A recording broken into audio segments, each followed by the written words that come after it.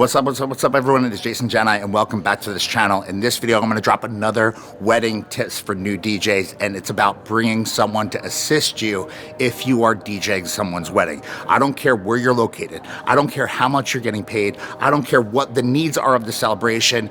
It is so important that you as the DJ have someone there helping you for this celebration, for this role of work that you are embarking in and industry you're getting involved in. I think it is so important that you have someone there to help you load in, to help you load out, and to deal with any issues that could present themselves during that actual wedding celebration. Hey, if you have to go number one, you have someone to guard the overall DJ booth. If you have to step away and chase someone down, you have someone that can help you and make that happen. Having someone on site and assisting you is everything. And I know there's DJs all over this world that just do things by themselves.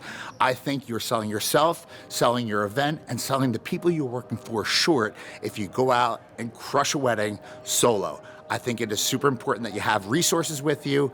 One person to help you capture content, one person to help take pictures or document things, one person to help you load in, load out, and work on any obstacles that present themselves. And that's what this tip is all about. Bringing someone will ensure that you have a much smoother experience as a working DJ, and it is a big tip.